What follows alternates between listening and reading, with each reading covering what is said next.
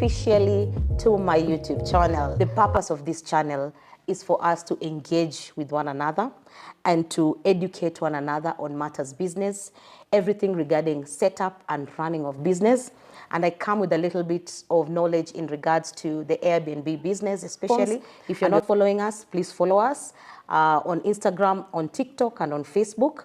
And please subscribe on this channel and like the video for us to be able to keep on running. What are some of the struggles that we go through as Airbnb hosts, and how do we beat them like a boss?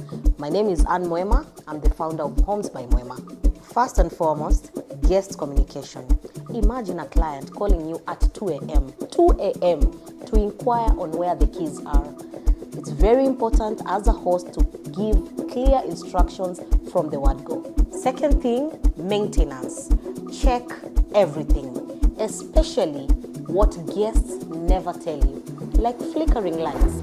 Another struggle that hosts go through is overbooking. Make sure you sync your calendar across all platforms. And lastly, engage social media and share your 5-star reviews.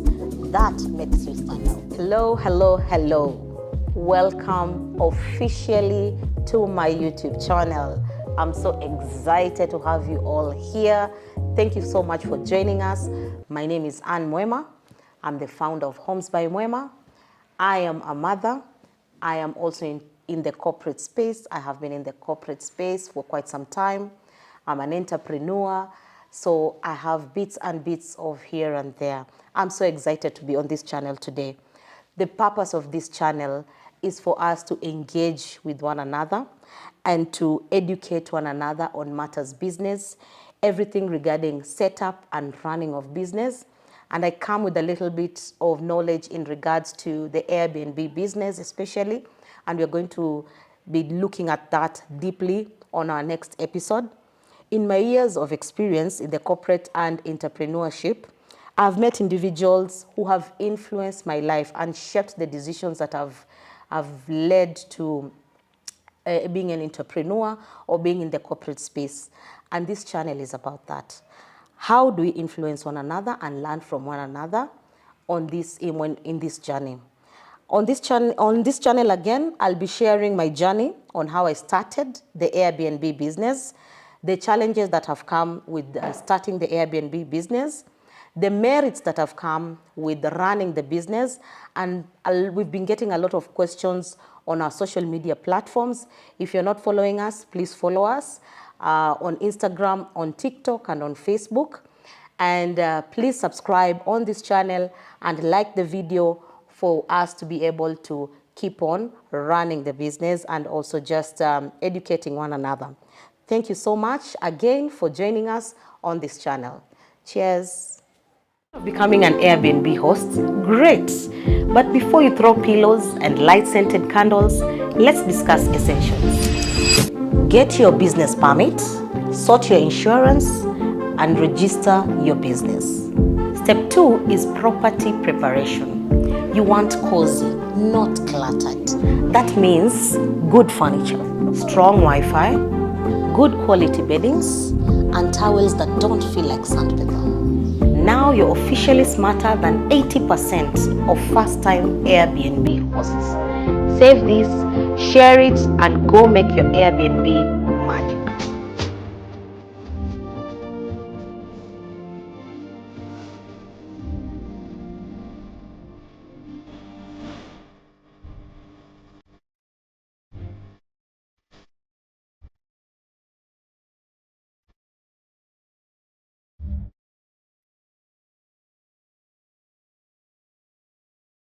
I've pour my heart into it. So how much did I use to start the business? 250,000 Kenya shillings. Hello, and welcome back to my YouTube channel. So how did I start the Airbnb business? How did I get into the Airbnb business? I remember how I started the Airbnb business. I was influenced by a friend of mine. I remember talking to her, and at that time she was running her business. She had like 2 entities, 2 units in Syokimau. And so for me, a lot of things were jargons. It was neither here nor there, but she was able to share that with me. She did not keep that information.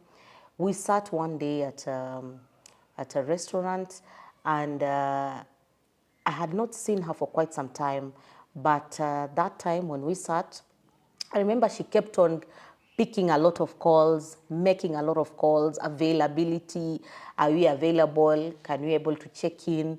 And we were so open with one another. I remember asking her, so how much are you charging? How much do you make how much are we charging per night? How much do you make? So she shared all that information. And for me, I was inspired to one day start up an Airbnb business and run it. So as I sat one day, and I did not even have the budget for that, I was budgeting for, na vile nimepoa my heart into it. So like I said, I did not have the budget to start the business.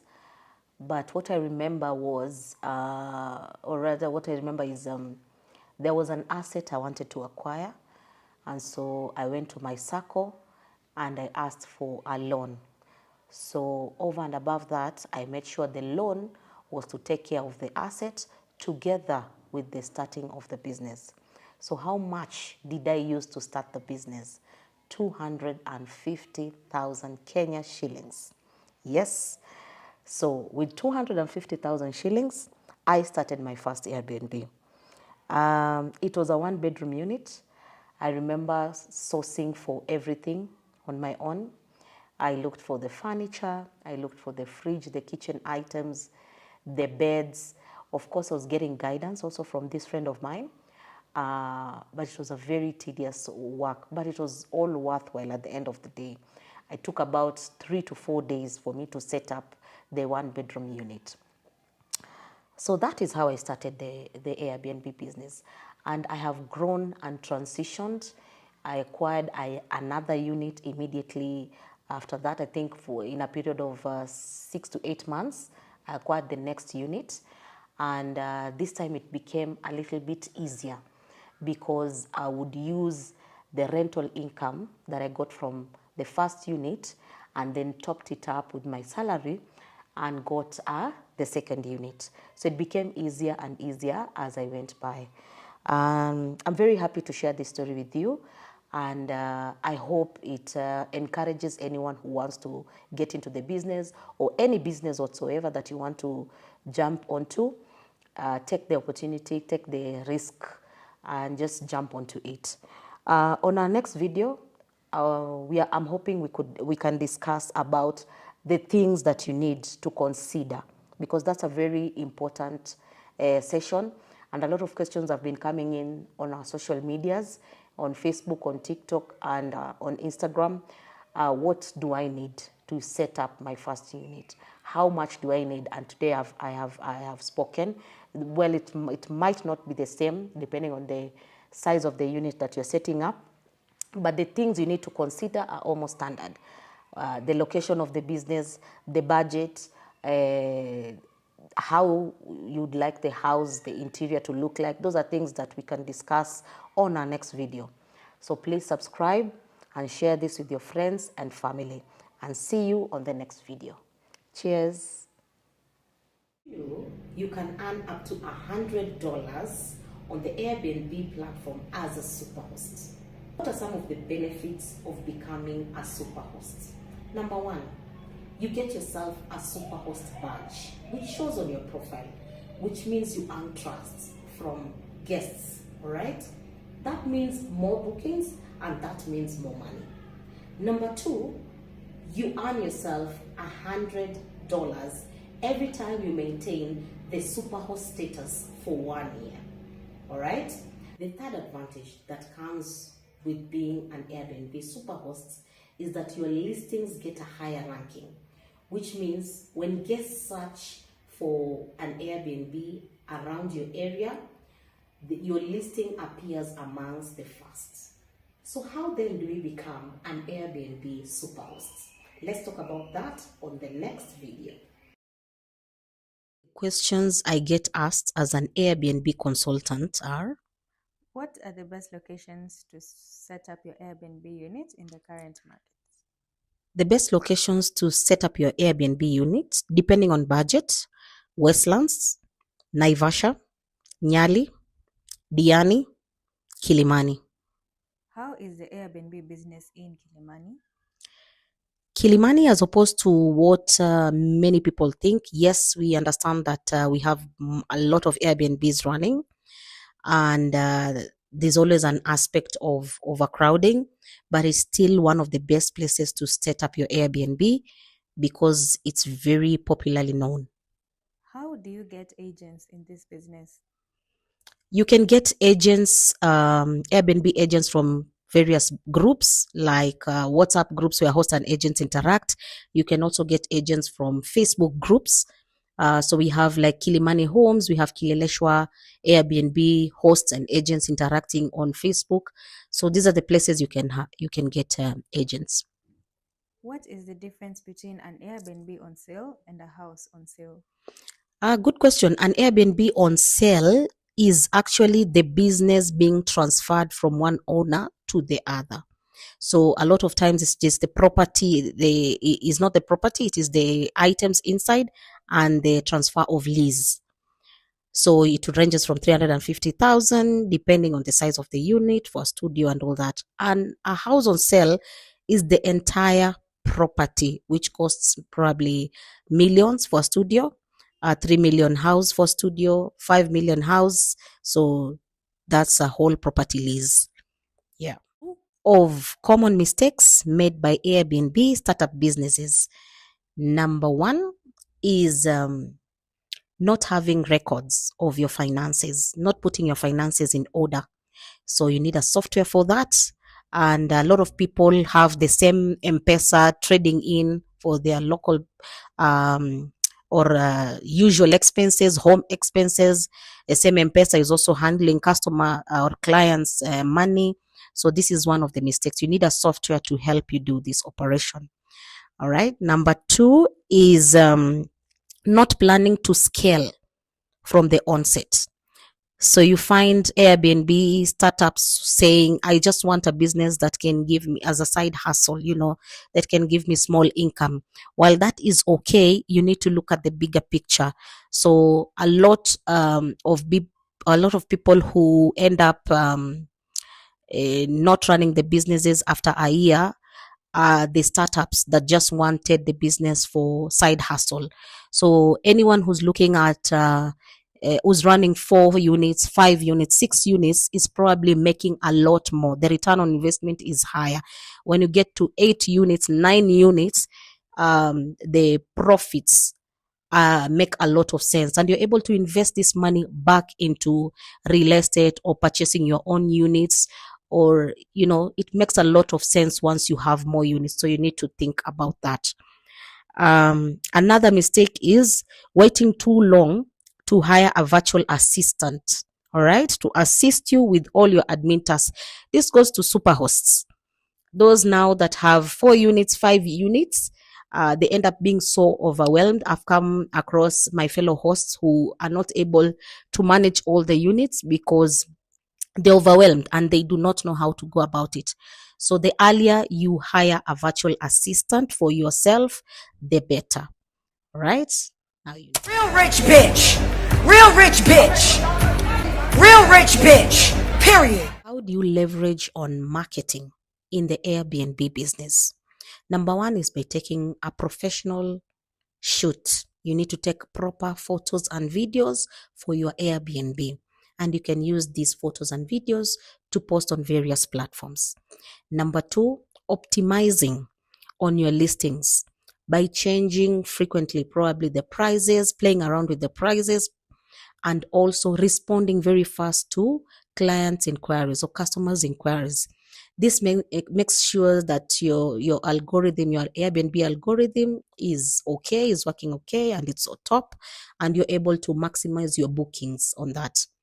Number three, leverage on social media by posting frequently on the various platforms. So if you have Facebook, Instagram, TikTok, you make sure that you keep posting regularly, update your listings every now and again to maximize on your marketing.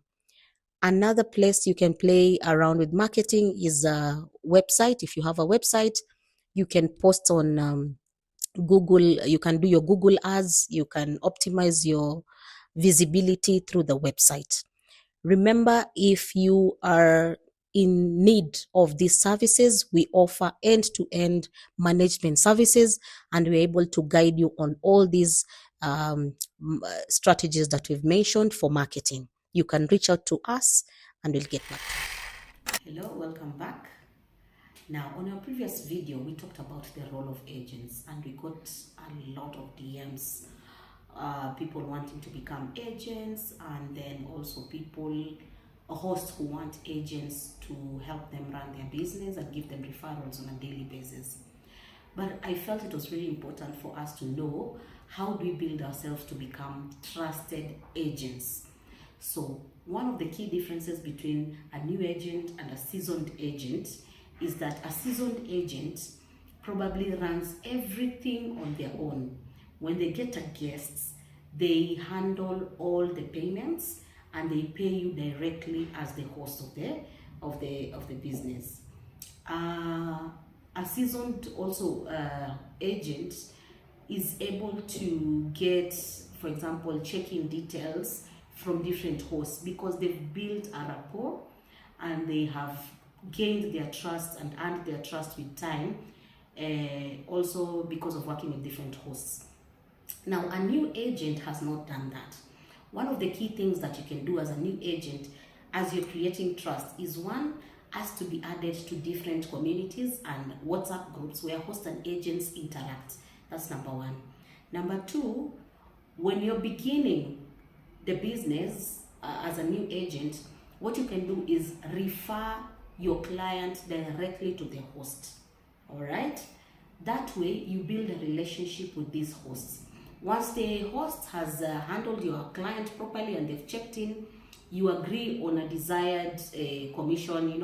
By that time you have discussed the structure, the commission, the payout. So they pay you. So what you're doing is just building a rapport with these different hosts, and you're able to now have hosts that can vouch for you. All right? Now, thank you for joining us once again. Welcome back to this YouTube channel. My name is Mwema, and today we have a special guest. She's a realtor. Her name is Isabel Minor, and I will allow her to introduce herself, and then we can pick it up from there. Thank you very much, Anne, for having me. Like she said, I'm Isabella Maina. I'm a realtor in Nairobi. Let me be your property plug, whether houses, land, or apartments. Thank you. Karibu sana. Thank you for joining us today. Now, Isabel, we met at an Airbnb book launch. Yes, I know why I was there. Something to do with Airbnb, and I was supporting a very good friend of mine. What's the relationship with what you do, real estate? Why were you at the Airbnb book launch? The reason I was there is, one, in real estate you have to network. You have to know who to call when you need what. So majorly my main reason was to network, and also I get a lot of questions about Airbnbs from my investment clients. So it was also nice to go there and get educated about the Airbnb space. Okay, all right. Now, that's a good thing, and I'm happy we met. I'm happy we established that connection, that network, because today would not have been here. Sure. So, but then if I get deeper into now exactly what you do, I know with the Airbnb, our ideal clients may be cut across. When you're looking, if you're looking at real estate, who would be your ideal clients? Most of my clients are either buying property for investment or buying property to live in. So their dynamics are different depending on what the client is looking for.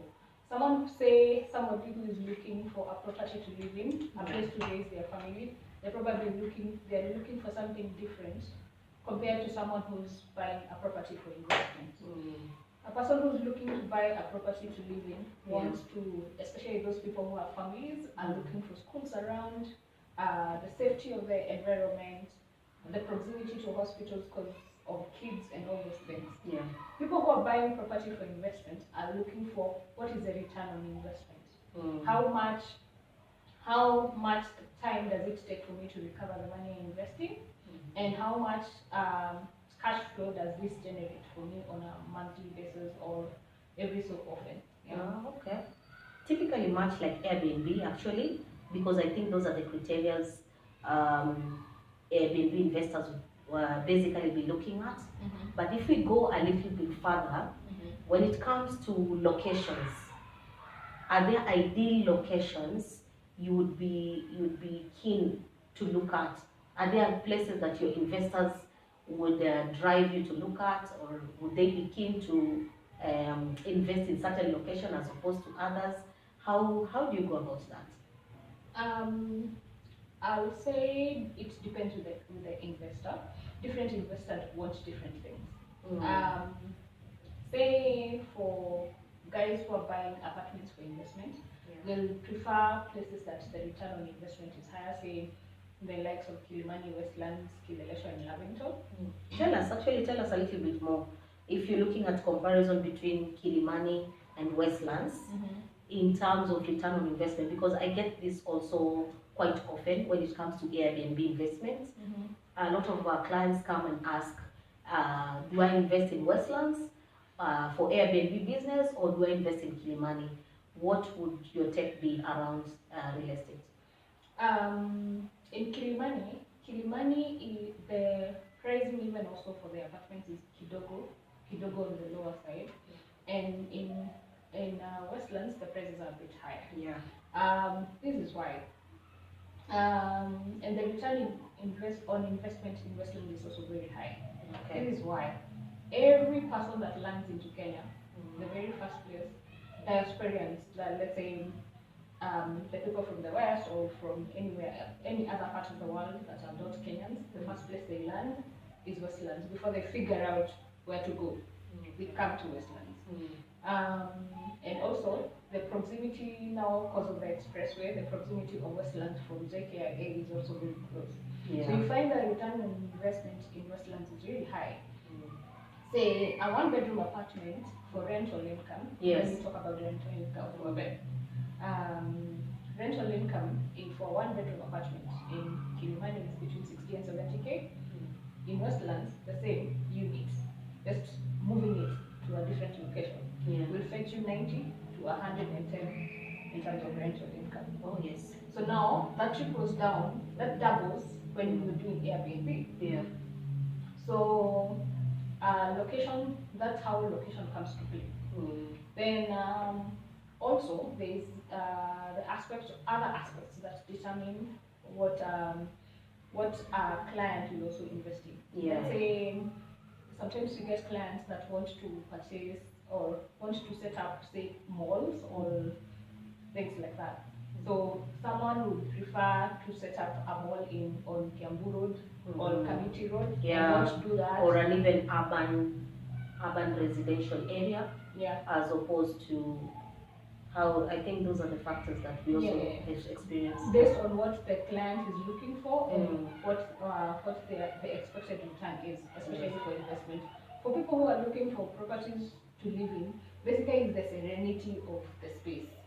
Whether they have a family or not, so they look at the safety, security, and they have a long-term projection of how the area will evolve over time, based on how long they plan to live in the area. Yeah. There are also people who purchase properties to live in, but in the long term, they see themselves moving to other places. Yes. So now, in the event of those people maybe who live far from where the investment are, do you often get questions for, in terms of management of those units? Because from how we've been operating, a lot of our concerns or questions come to play when it comes to Airbnb management. Yeah. So people do not have an idea of how do they go about management services when they have properties or they are not within the vicinities of those places. How do you go about that? How does that come into play? So yes, I do get clients who invest by purchasing property and they do not have no idea on how to go about it, and that's why you come in. Yes. We do management services, we cut across. So at Homes by Mwema, we do Airbnb management services and consultation services. And Isabel has been very kind to share with us some of the clients that she's been getting from the real estate. But I feel like there's also quite a similarity when it comes to management. We have buildings that offer full management services even after completion. So if you're looking at, for example, an investor who is looking at Westlands, for example, just for comparison purposes, do you advise them based on the developers, the history of the developers, how the unit will be managed? How do you go about that? Most of the time, most developers will provide management to a particular level. They don't do complete management. Yes. In the sense that they will manage the common areas, the cleanliness of the common areas. They will manage the concierge, the coming in and coming out of people in the area, but they may not take care of the particular units.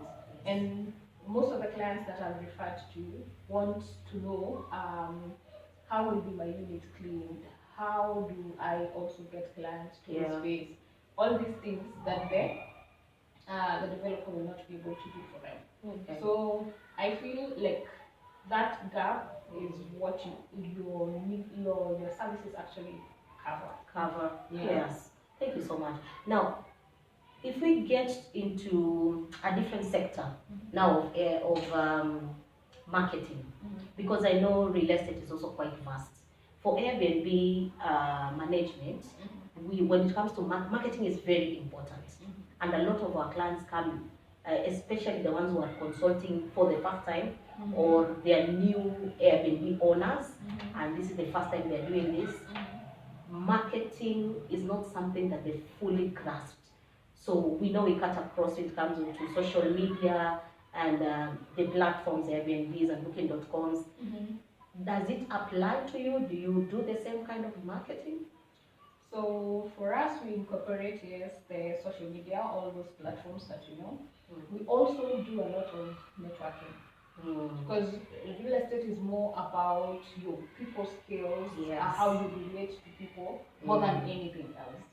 Let's say, let me give an example of how we meet. If we didn't meet and follow up with conversations and all those things, the relationship would have died from just us meeting there and never talking again. So, and you're able to refer clients to me because there's someone you know who is in real estate. You may network. Networking is important because you may not be my client, but you have someone who you know who's looking for a property. And based on the virtue of being human, we have to live in a house. So everybody needs a house. So the constant networking, the constant meeting up with people, and just being friendly and getting to know them and them getting to know what you do. That way they're able to give you referrals as well. On a daily basis. Okay. I think that makes a lot of sense. And it's very important to also we'll try and incorporate networking on events as well. Yes. But one thing that maybe before we miss it out is when it comes to Airbnb, there's always an aspect of risk management. So Airbnb investors would be looking at what is my income versus my expenditure. So for Airbnb there are two types. There are those that are renting out, in which case the rental expenditure is very critical for them to know how much is it that they're going to spend monthly on rent and other expenses versus the income. And then we have the owners of those units who do not have rent to pay, and so the expenditure is not probably as much as their Do you have risk management? Do you take care of that when it comes to real estate? Of course, of course, of course. And risk management in real estate comes in like when I'm dealing with clients who are particularly buying. This is particularly for clients who are buying off plan. So the risk management is engaging me, linking you to developers that I've worked with for a longer time, Yes. developers that I know will complete the units, developer that if they told you your one bedroom is going to be 80 square meters, developers who are going to deliver the 80 square meters and no inches or square meters less. Yes. So having or working with my clients, I just make sure that I give them developers, especially for those clients who are buying off plan, that I know are going to deliver on the job. See, actually you deposit 20% of say 10 million, and what you get is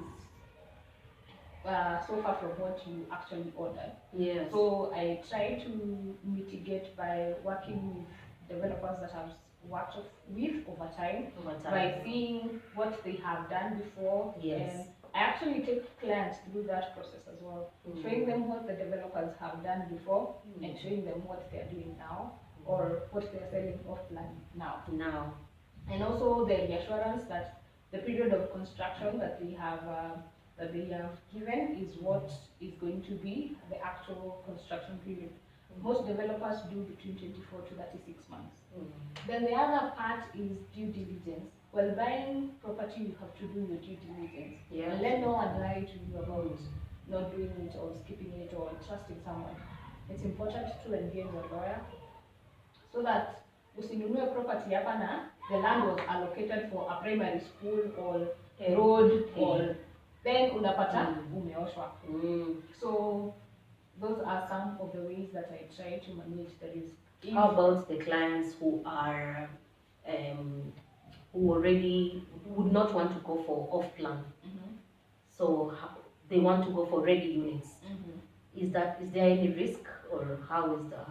Basically, for them, their major, the main thing is due diligence. Due diligence when purchasing, yes.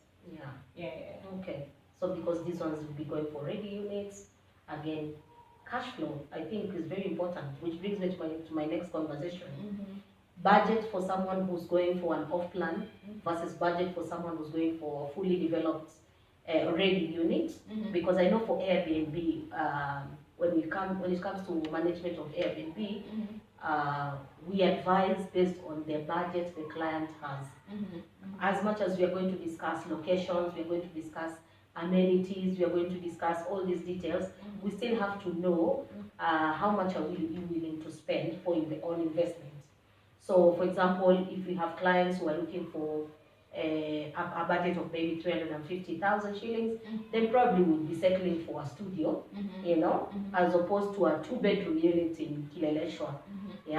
So those are the things that we try and look at. So in real estate, does that apply? What happens? Yes, it does apply. In this sense, majorly your budget will determine which properties are selling, whether off plan or ready, and also the way you intend to pay. Say for off plan, because it's payable in installment, which can be quarterly or biannually or annually, depending on the agreement that you make with the developer. Which can be either it's actually monthly, quarterly, or biannually. So depending on the kind of the payment plans are arrangements that can be tailor-made to your needs. So for those who want to pay in installments, off plan is usually the best. For those who have interested in buying cash, they can buy both off plan and they can also buy ready units. Then there are also developers who don't accept the installment method, especially for those developers who do homes.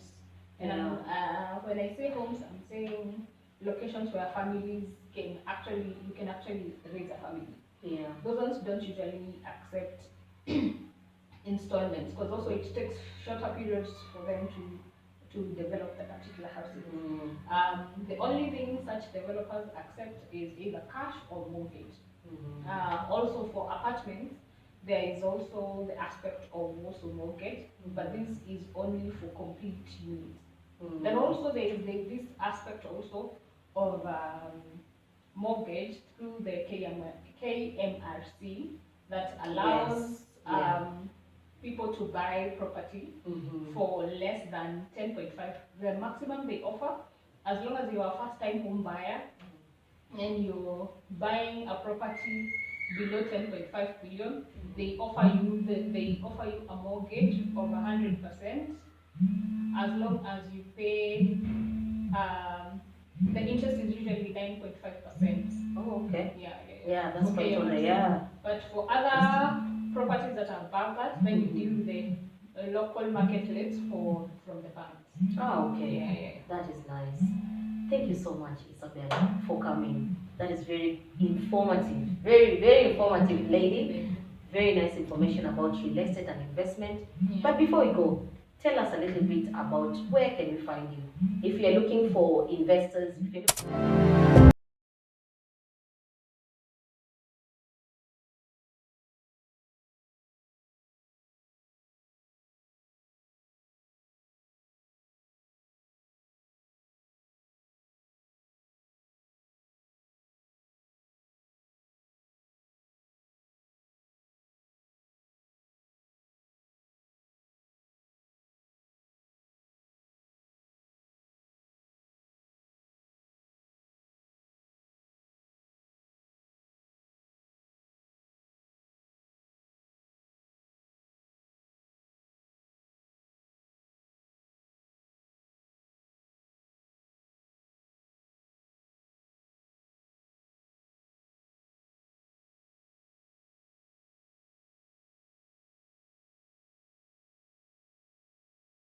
Put it down.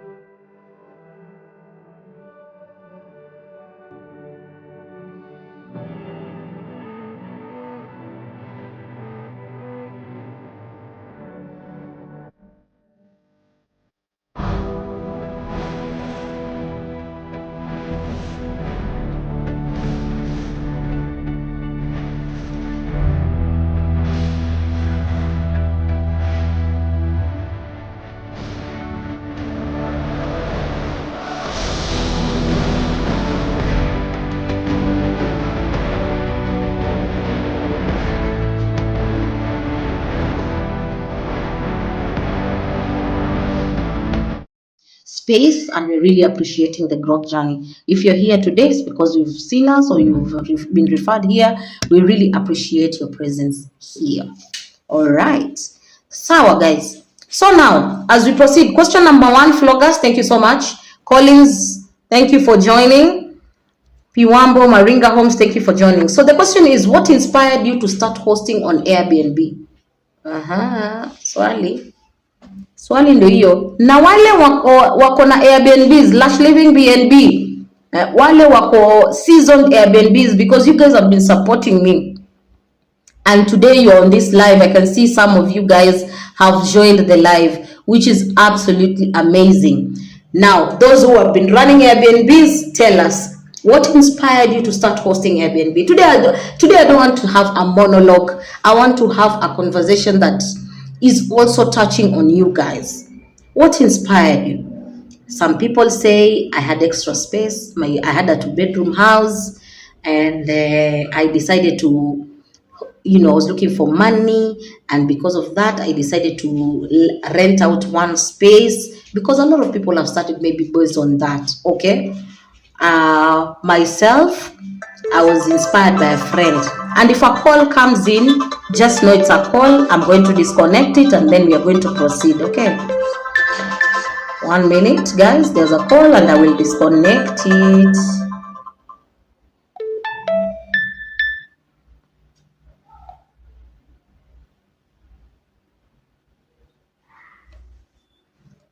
Okay, so I think we can proceed. Am I back? I hope I'm back. There was a call that was coming in, so I've just disconnected it. All right. So personally, how did I start my Airbnb? I started my Airbnb sometime about 5 years back. It's about 4 years. Normally I say about 5 years because we're almost getting to 5 years. And for me, I think I was inspired by a friend. I was inspired by my friend. My friend was running Airbnbs. She was running Airbnbs in Syokimau. She'll probably join us as well on our live today. She was running Airbnbs. But for me, it was more of curiosity. I really, apart from wanting a source of income, I wanted to quit my 9 to 5. If you feel me, say, I feel you. If you feel me, say, I feel you.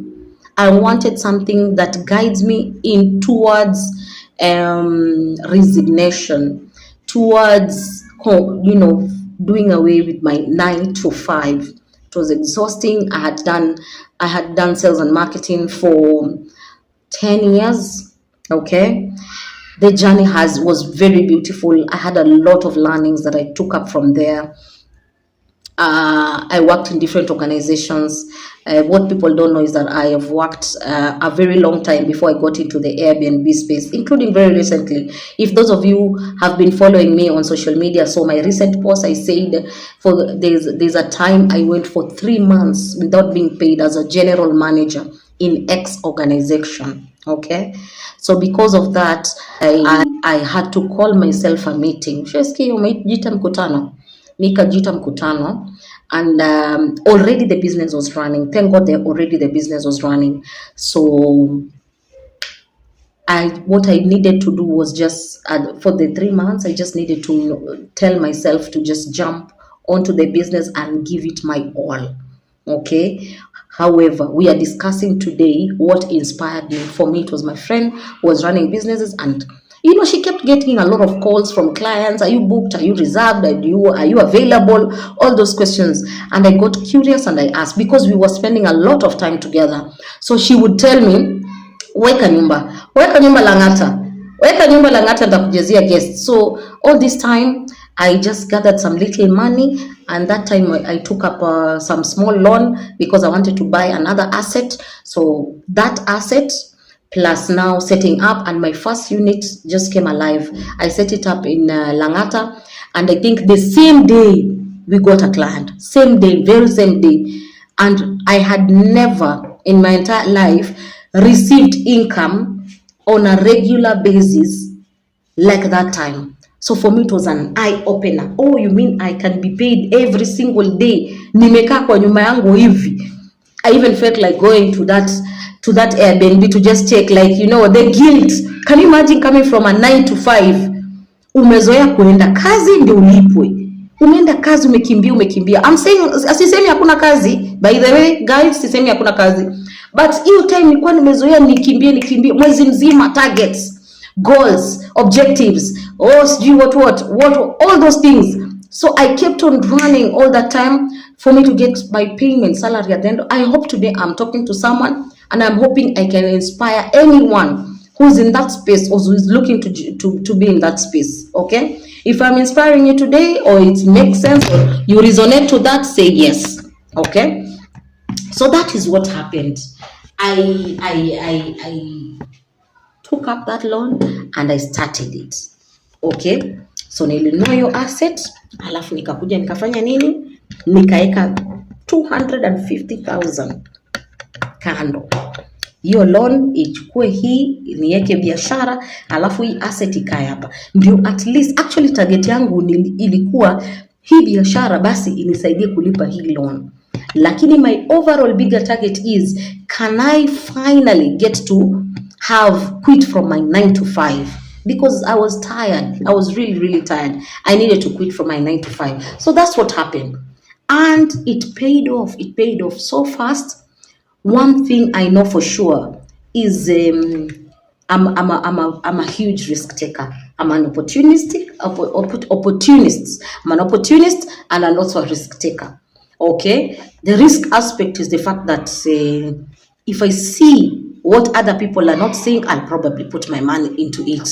Okay, opportunist is who else or what else can I leverage myself onto? In this case, opportunity for me was coming through my friends around me. Okay, they were saying, okay, so let's do, we are here, we want to move. Okay, so the next time we were discussing together about setting up in Kilimani, I was like, yeah, you know what, let's jump to Kilimani, let's do Kilimani. Okay, so the next time we're discussing anything, I'm like, yeah, let's do that. And I think a lot of my friends will resonate with me when I say I'm an opportunist. I jump onto an opportunity when I see one. Before you internalize whether it's going to work for you guys or not, me ni sharuka. Okay, and that is something about, before you guys internalize hii itafanya kazi ama hii tufanye hivi, me sharuka. And I'm easily advisable. That's what I would say. You tell me, you know what, Anne, I feel like you need to go live because a lot of people have been going live, and you would do very well with the live session. I'll say, okay, that would teach me. Juzi tu sindio nilianza live, guys. It was just recently. If you remember my first live, say hi, say hello. Juzi tu, I was even wondering what all these things were coming on the screen. I don't know how to share my live, but that is how I picked up my momentum, and that is how people have been appreciating. And every single time I come to these lives, a lot of people follow up with conversations, consultations, marketing, and it's been a game changer for me. Hey, si nimeongea sana, nimepreach, nimewaambia kila kitu. If you feel inspired, say lovely story, inspired and Mwema. Simu inaingia, I will pick that one. If you feel inspired, let me know.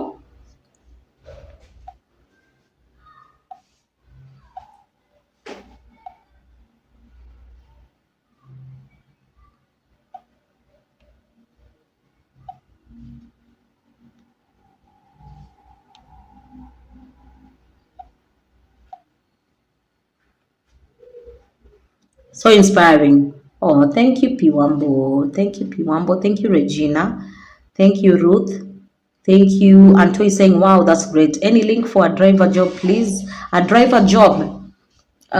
Just talk to me. I'll see what I can refer. I don't have a driver job at the moment, but I know a lot of people who do cabs, who pick our guests from the airport or SGR and bring them to the houses, so we can discuss maybe something that resonates around that. Thank you, Piwambo, for joining our live. Wakoli, thank you so much. Flogas is saying yes. Thank you. I'm very grateful that I'm able to inspire you guys. And let me tell you guys, it's a skill to get to a place where you're being vulnerable. It's your rising. It's an option. It's optional for me to keep it to myself. I would consider keeping a lot of info, and a lot of people experience this kind of challenges even as they get online. That is unapata mtu anaongea kitu labda inatoka kama ako fake kwa sababu hataki kuwa vulnerable. So sometimes it's the vulnerability aspect that people try to cover up. But I realize slowly as I tell people how to go about it, and that is why we say we handhold you to make sure you're getting to the next level. And me, I will tell you as it is. Hakuna biashara, hakuna kazi, hapa hapana, hapa funga, hapa hii tuuze, hii tufanye nini, hii tu, you know, hapa tutoke, tuende hivi. And that is the spirit that a lot of people are looking at. Not just selling online, not just speaking to people about things. Tell them as is. If you took a loan to start the business, tell them you took a loan. If you've been doing ABCD, tell them. So I'm very happy that you guys are here today. Sasa juu nimeongea sana. Si tuende to the next question. I have someone asking, sorry, I've skipped a question, sorry. Or what to consider before buying a BNB? Oh, good question, Flogas. What should we consider before buying a BNB? Oh, I think that's a very good question, John. Cindy? Yeah, that's a good question. And the next question that you're also asking is, what benefits of buying a BNB, of running a BNB and starting it from scratch? Wasemaje? I think you could say buy, running, as in you buy, you run it. I get what you're saying, Flogas. So the benefits of buying and running it, as opposed to starting it from scratch. Benefits. Either, right? So I think I'm getting your question. So I'm going to answer that one first, okay? When you buy an existing Airbnb at Homes by Mwema, we do the facts finding for you. Fact finding. We have done our research. Tume-assess your location. Tunajua inafanya kazi na inaleta pesa ngapi. We know how much it can bring you as income, all right?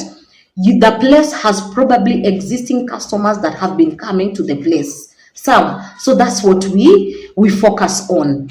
And then we identify what items are in the house that are of value for you. Fridge, microwave, washing machine, all these things. We try and see whether it makes sense, all right? So it reduces on your labor time, the amount of time you spend going out to look for items. So because for an existing Airbnb, number 5, if I'm not wrong, you now get into the business immediately. Unaweza nunua existing Airbnb leo na uanze leo. Sijui kama unanielewa? Naona? So hizo ndio advantages zote zinakuja na running an Airbnb. A lot of people who sell Airbnbs for correction purposes, by the way, it's very important I mention this. They do not sell it because haifanyi kazi. A lot of people, as I have assessed, sell it because of distress calls. Emergency imetokea na hana asset ingine, inabidi anauza. So anauza hata throwaway price. That is number 1. Number 2, amesafiri. They've traveled and they've gone out to a different county, a different country, okay? So now they do not want to leave this business just hanging, okay? So as opposed to selling things one by one, mwenye yako na psych na time ya kufanya Airbnb, basi anachukua hii existing Airbnb unit, okay? So that's why people do that. Wengine nayo pia ni kwa sababu maybe they can't run the business. I said it in one of my videos. A lot of people get into the business because they want to, sit back, relax, and just get 1,000, 2,000, ching, ching, ching. They don't market, they don't do anything. That is impossible, and that is going to cost you. So those are the reasons. Now, why do you buy from Homes by Mwema specifically? Because Homes by Mwema amefanya ile fact finding. Amefanya research, ameangalia, ameassess, amejua negatives, amejua positives. Okay? Amefika kwa ile nyumba na akaangalia yeye mwenyewe na akaiassess. All right? So that is the advantage. Starting from scratch. Vloggers, I hope I'm answering you today. I hope nakujibu. All right. So starting from scratch, we have those people who are like me and others. Not me. Me, I would buy an existing Airbnb. I would say like others who have OCD. Yeye tu lazima tu vitu zake azieke mwenyewe hivi. Kama hii ni pama, hii ni kitu anafaa kuweka kwa nyumba, aiweke mwenyewe hivi. Alright? Kuna watu, they prefer their own things, new. And apart from preference, they have the money. Because you'll find an existing unit is much more affordable than setting up from scratch. They have the money and they have the time. So we respect those people and we handhold them into setting up everything from scratch. Sofa mpya. Metoa furniture palace, meza ameweka pale, kitanda nini ameweka, kila kitu. Deco amsaidia kidogo, namuonesha deco vile utafanya, everything else. Then we list the unit for you. That is the only difference. Are we together, Flo? Tuko pamoja? I hope nimekujibu swali yako. I've also answered the next question, which is what to consider before buying a B&B. Si tumesema hiyo? Hiyo tumesema. We got the next one. Vloggers is saying yes. Absolutely. Yeah. Anto is saying that's great. Any link? Hiyo tumesoma. Anto, tumeelewana hapo vile utafanya. P. Wambo is saying so inspiring. Thank you so much and God bless you. And I hope you guys will also be inspiring to other people. Come with us for consultations. Sit with us for one-on-one consultations. Okay? If you're a new host, I can announce on this live today that you will be charged 15,000 shillings. If you're a seasoned host, if you're a seasoned host, 15,000. If you're a new host, 20,000. Okay. If you're a seasoned host, 15. If you're a new host, 20. Why do we do this? We do this because we're on TikTok, and sometimes you get a lot of also inquiries. People who are joking. Unaangalia mtu hana pesa na nini lakini amekuja kuulizia. But also it's because this is an investment that you are making. I have never handheld anyone. Never, and I can vouch that, who has said misdirect ama imeenda a different direction ama hajapata usaidizi. I have never done that. Okay, so consider this an investment. I would have loved it the same way I was handheld by someone. Is the same way I would like to handhold all of you. I feel I was handheld very well into the business. All right, so Mweni Nzioki, great stuff. Thank you so much. I hope you guys can grow. Thank you. Alafu tap on your screen, guys. Tap on the screen. Mkifinya finya hivi, I get to have a lot of love hearts. I get to have those roses. Kuna mahali mko na roses hapo. Finya hivi. Ukisikia today nimekuinspire, finya hiyo rose hivi. Sambia Mwema, wewe pewa soda. Fanta kubwa. Ilikuwa inaitwa nini hiyo Fanta? Fanta Madiaba. Fanta Madiaba. Ilikuwa inaitwa Fanta. Peana Fanta Madiaba through a diamond or through a heart. I really love you guys for joining. We can continue. I think we can continue. So then there's a next question. Let me look for that question. Vloggers is saying yes, we can continue. And Melewa, very good. Tap on your screens, likes the love. Booking.com imejaa scammers. Niko karibu ku give up. Aiki. Cody Homes. Haya. Booking.com imejaa scammers. Hiyo nao ni kweli. But is the solution to give up? Are you on any other app? My baby, are you on any other app? Because I'm considering you guys as people I am inspiring to be more. Are you on any other app that is giving you clients? Are you doing your marketing on social media, Cody Homes? Okay. So what I do with Booking.com, okay? I assess every single inquiry that is coming. If you look like you're going to be a scam, I'm not going to deal with you. Because it's optional, guys. I hear a lot of people saying Booking.com kuna scammers, but si lazima udil na wao. It's not a must, okay? Wewe set your details properly. Set your prices properly, okay? Set your houses properly.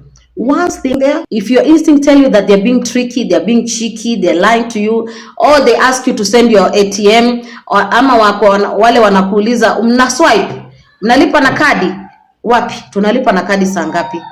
Yeah, while we could be paying with a card places zingine, but you hold on. You follow your instincts to the latter. Sawa? Unalipa na kadi is one of the scams. Another one atakwambia ameshalipa kwa app. So mimi automatically that's a no. Ambia request for your money from the app and then pay. Because I do not have time to start following up on payments from Booking.com, and I'm not sure whether you've paid. Because also their processes are a bit not clear. Sawa? Haziko straightforward hivi. I hope I've answered your question today, Cody. And if I have, say yes. Cody, I hope I've answered your question, Mama.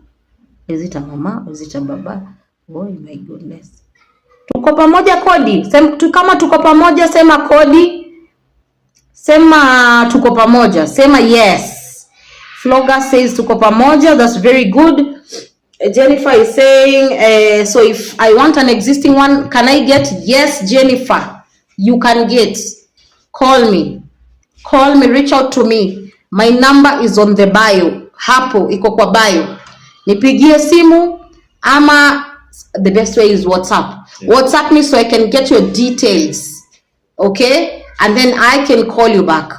Okay? Or I can follow up with you. Jennifer Mwema, my contacts are on social media, or you can DM kwa messenger, kwa message box, inbox ya TikTok, alafu I'll get back to you. Okay? And thank you so much, Jennifer Mwema. You are a gifter. Number 3 gifter badge. Asante sana for the gifts. You are a gifter. She is also a gifter. Asanteni sana for your gifts. You guys are amazing. Send the hearts and the loves. Now, I have a question for you guys. If you give me 3 services that I offer, I'm going to give you a discount on any of the services that you come for.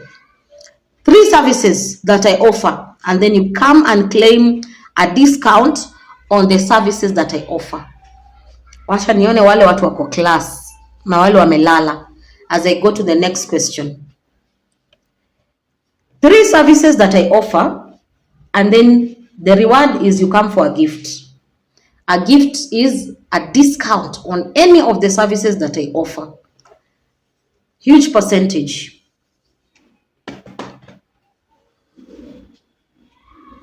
Haya, a good question is coming from Flo. Flo has a very nice question, by the way. As you answer that, Flo has a very nice question. The question is, mbona pole fasi mbona at my place Roysambu most of them zinauzwa? Good question. Now Florence, I like you because you're observant. You need to start learning market trends. Okay? Reason ya kwanza zinaweza kuwa zinauzwa kwa sababu maybe ziko nyingi. Roysambu nayo Thika Road imejaa Airbnb. Okay? Same na Kilimani. Okay? Lakini that is not a reason enough for you not to buy. Sawa? That is a very brilliant observation. Why are there many Airbnbs in Roysambu being sold? That's a very brilliant observation. So what you do as Flo, you sit down, you assess, you go see the place, assess why would this person want to sell. A good person will probably even show you records of the bookings they've been receiving in that place. A good person would even tell you they have a good rapport with the landlord. A good person, we would probably even assess the neighborhood, the neighbors, and anybody else. Okay? Because for me, I think, I don't know whether it's a gift or what, I can assess someone who's genuine. Naweza angalia nijue huyu ako genuine, anauza kwa sababu ya ABCD ama shida zake ABCD. Okay? Na kuna mwingine utajua if there is any sinister reason why they are selling. Sindio? So assessment. Florence, have I answered your question? But I know for sure Roysambu is because they are many. Same way na Kilimani. Ukisikia mtu anauza unit Kilimani, doesn't mean biashara imemwaribikia. So, I hope today you're with me. Aha, my stay up. Thank you so much. They can also list properties on my stay up. Okay, I don't know about that one. I haven't done my own assessment on that one, but I will definitely check it out. I'll check it out. Whether it's a local one or an international one, I will check it out. Cody is saying, thank you, Mama. Yeah, you're welcome. You're welcome. You're welcome. All right. So, mamboyabooking.com. Again, reach out. Let's sit down for consultation one-on-one. In case there's something you've not done on booking.com that you want me to help you with, I will do that. In case there's something you want to work on in terms of other applications, I will help you do what we call listing optimization. Tuehamwe, tuko pamoja. Lash is saying you market the BNB, you help sell by BNB. I don't get the question, but let me answer it the best way I know how. Lash is asking you market. I do marketing. That question. The question, the 3 things that I said that I do. Before you come, I will give you a discount on any of the services that you need. I told you guys to give me 3 services that I do. So Lash is saying you market the BNB, you help sell and buy the BNB. Good. But those are 2. Hizo si 3. Mimi nataka vitu 3 zenye nafanyanga. 3, hizo ni 2. Help buy and sell. That's a very good try. Give me 3. Give me 3 as I go to the next question. So Raha Hussein is saying BNB in California, Isili would be good to set up. Wow. What do you mean California, Isili? California, Isili ni hapa ama ni California? Jamani yes. Munchanue. California ni wapi? Ni wapi? Muniambie. BNB California ama where? Ama Isili? Isili moja ya Nairobi. Which one are we talking about? Because I'm very interested in what you're saying, because it's something that I have personally assessed. I'm very interested in what you're saying, Raha Hussein. Personally, I think you're right if you're talking about Eastleigh Nairobi. Iko na clients, iko na customer. Eastleigh na Parklands. Eastleigh na Parklands kwa clients. Kichwa. Naweza nisaidia nini?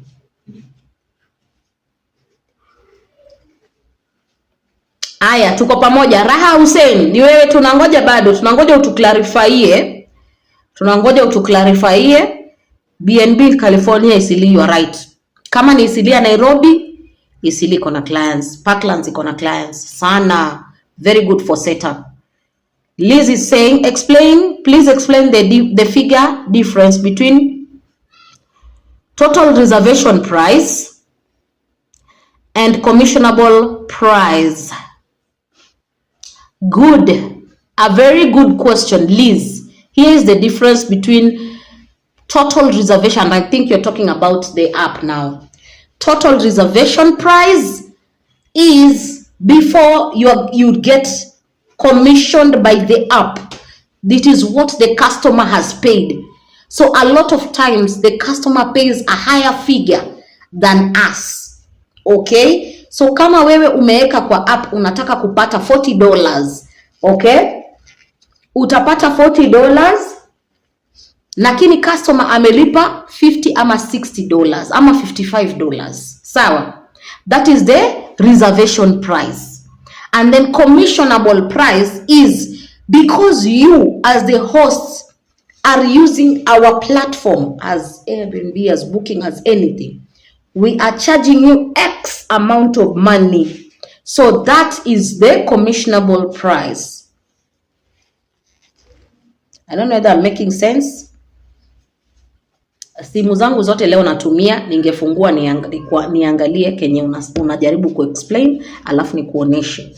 So what you do, we can sit down and see what we are actually talking about.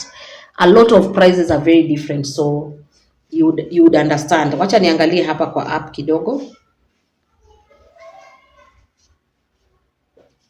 This is Airbnb. Inaonekana kweli. Inaonekana kwa mbali. But wacha tu tuangalie commissionable price and whatever price. I'm just on you guys. Just hold on as I check on that one. All right. Raha Hussein is saying, I mean, it is good. Yeah. Raha, you're right. You're very right. Eastleigh is doing very well with Airbnbs. And I think it's because of the numbers. You know, the numbers have it in Eastleigh. And a lot of them are from the Muslim community, Somali community, and they want to be associated with their other family, friends, and whatever, family and friends that are in that area. So anytime they want to come, they want to stay near their friends and family. So they will either select Parklands or Eastleigh despite the amenities. So you're very right on that. All right? Yeah. Raha Hussein is saying yes. It is in Eastleigh. Yes. Raha Hussein, yeah, Nairobi. All right. Can I use in an example in reference to booking.com? Oh, you're talking about booking.com. Mimi nimeenda kwa Airbnb. So Liz is in a reference to booking.com. So in booking.com we have what we call Pulse. Are you guys using Pulse? Okay. Are you guys using Pulse as hosts? If yes, say yes. If you're using Pulse, say yes. I'm checking on the app right now. Okay, wacha tuangalie reservation kama ya gani. Some months back. Yeah, Mudhoni, it is saying 2-bedroom. Total reservation price, that cancellation fees, hii imekanseliwa. Wacha nitafute ingine. But let me just use it as an example. Total reservation cancellation fees, commissionable amount. Commission and charges. Haionyeshi kitu yoyote jamani. I'm trying to get an answer a response to Liz. Guys, do you understand what we are doing? We are trying to get a response to Liz, who's saying the difference between commissionable price, reservation price, and commissionable price. Let's look at bookings. Tuangalie ya Mariam. Sasa, no, someone also mentioned up there, the problem is the cancellations. Yeah.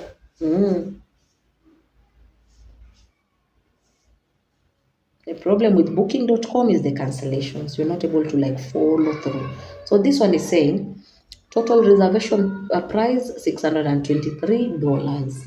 Okay, cancellation fees none, commissionable amount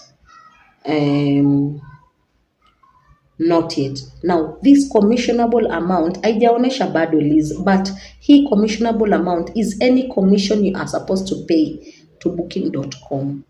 Okay, because actually, let me just put it clear. It is the amount of money that is going to be because sometimes people for services like cleaning, they are not commissionable.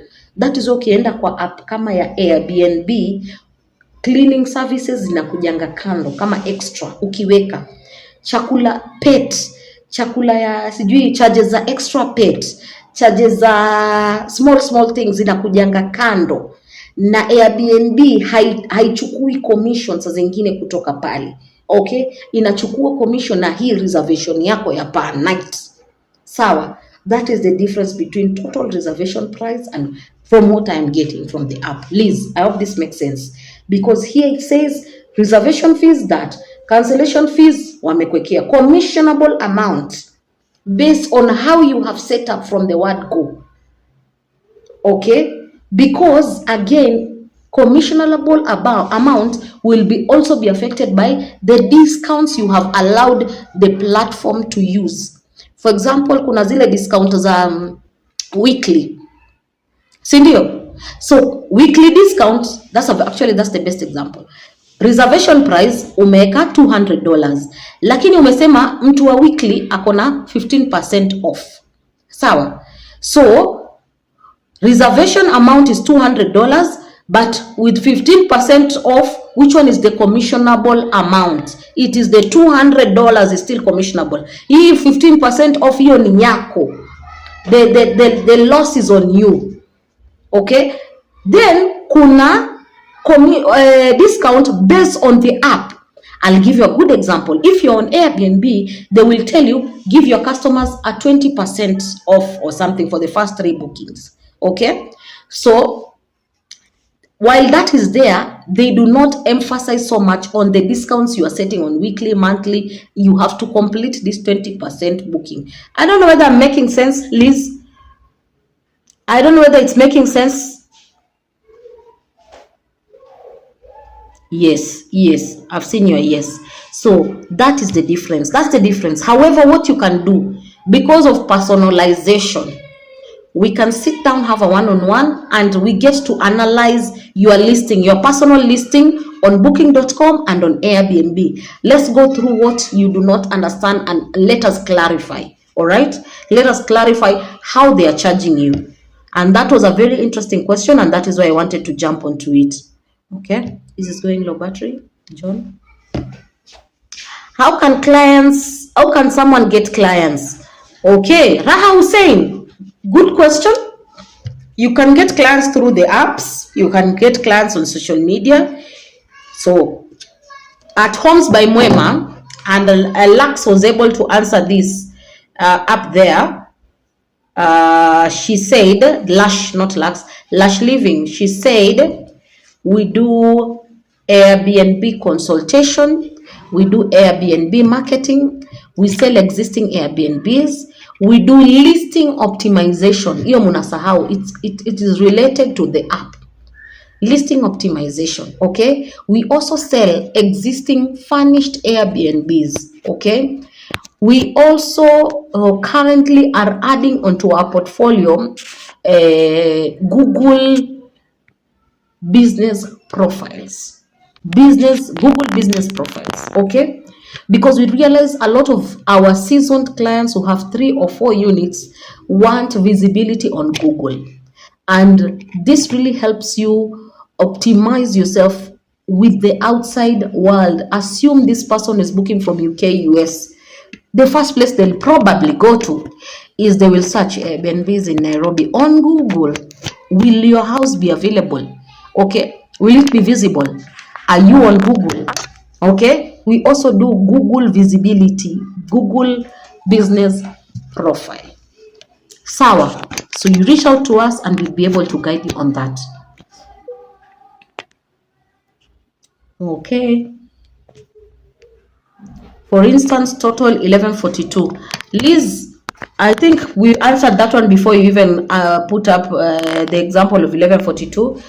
Reservation, listing, listing, yeah. Total 1142, reservation 1,000.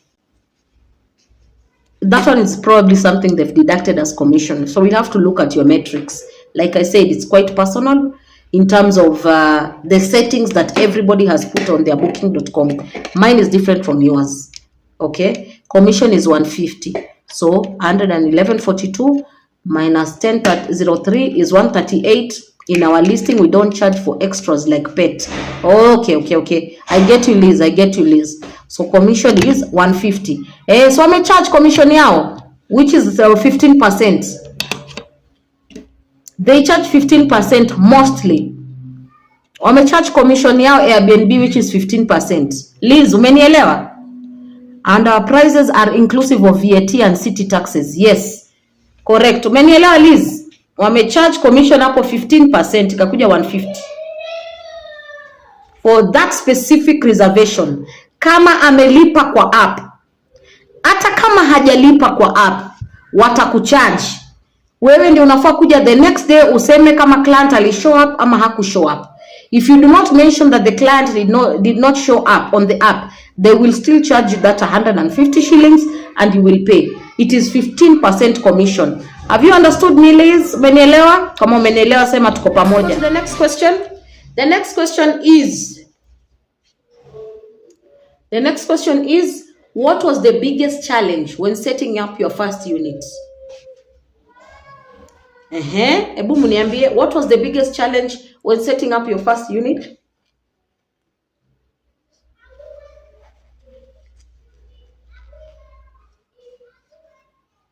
Did you guys have challenges when setting up your first units? Liz is saying yes. Thank you, Liz. And you can still chat me, even if it's a query. I will not charge you. I'll not charge you if it's a query. If you want us to sit down, that's when we charge. Sawa. I'll not charge you if it's just a query, a consultation, a response. That is something that we get to understand and we just respond. Sawa. Thank you guys for joining. Waku has joined. Thank you so much. Now tap on your screens, share the live. Ukiklik ile arrow inakaa hivi, you share that live to your story, and then people join us, and then we get to have a community. And one advantage that I did not tell you guys or mention earlier is because the advantage of joining or consulting with us is that we put you in a WhatsApp community. We currently have a community. It's over 50 plus at the moment with the people who have consulted with us. And I'm very grateful for you guys for doing that. Consultation, listing of any kind, you reach out. Now, what that community does is that these are hosts who are in these groups and agents.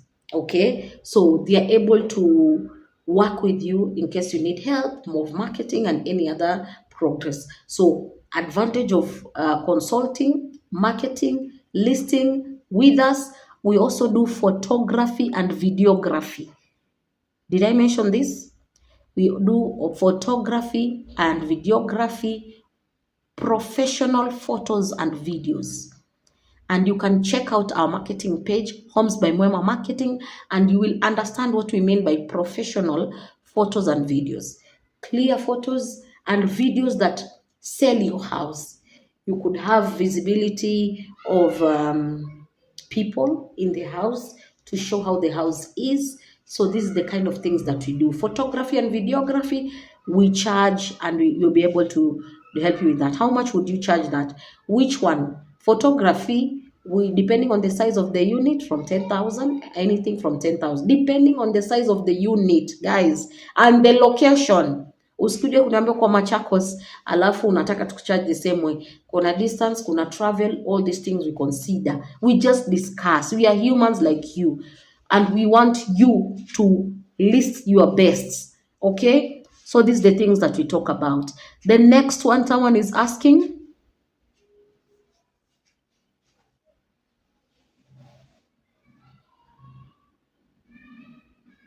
Okay, that was not a question.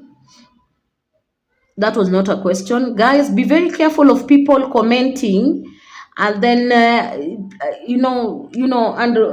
posing themselves. As much as that is okay, I allow that. Just be careful. Not everyone is working for us. Our numbers are on the bio. Not everyone is working for us, guys. Sawa. Unless I have given you the contact myself, not everyone is working for us. Just confirm. All right. So Hussein is asking how much. I think you're tumejibu. It was about photography. Akasema yes. And then ukasema 1 bedroom. Raha Hussein, you're saying 1 bedroom. 1 bedroom where? Initially? 1 bedroom initially? That should be about 10,000, 15,000, I think. I will ask my photographer what we can do about it. Again, depending on what you want. Okay. Kuna photos and video. I recommend photos and video. Photos for the apps, video for social media. Tuko pamoja? Are we together now? Nairobi. Tuko pamoja. Nairobi. Swali iko wapi? Swali iko wapi? Wewe. Swali iko wapi? Swali iko wapi? Thank you, Raha Hussein. Raha Hussein is saying good, thank you. Haya, wacha tutafute swali. All right, so we go to the next question. The question is, what was the biggest challenge when setting up your first Airbnb? For me, I think it would be sourcing, because like I keep on telling you on all the live sessions and on the short videos that I do on TikTok. For me, I was handheld. I was brought into the space and inspired by a friend. So that was not a challenge. The biggest challenge for me was setting up everything from scratch. That is why I decided, you know what, I can do fact finding for people and they can buy existing Airbnbs. Sometimes it's not worth the hassle. Okay, because not everyone is into interior decor. Not everyone knows how to set up and design a house. Not everyone knows the right location. Not everyone has a guider. Not everyone has a friend who can inspire them to do that. Maybe they are the ones who need to inspire themselves because family is waiting for them. Mama yake anamgojea, baba yake anamgojea, lazima afikirie out of the box. Aanze kuleta biashara, afanye income. So those are the people that really came into my mind, because the hassle for me was not worth it, and I have given this example before on one of the videos. I've said I sourced for chairs, I sourced for furniture, I sourced for bed, and when I looked at the house at the end of the day, my bed was blue, my furniture was green. My sofas I had bought at uko chini mahali sitasema, and it was not of good quality. In 3 months, while I could get customers, in 3 months that house was like, hey, this is not what I want to do. This is exactly not what I want to set up. Okay, I had to change a lot of things, sell the seat, sell the what, so that I bring in the standard that I personally can relate to. Does that respond to any of you? Is this relatable, guys? Is this something you feel that I'm making sense with?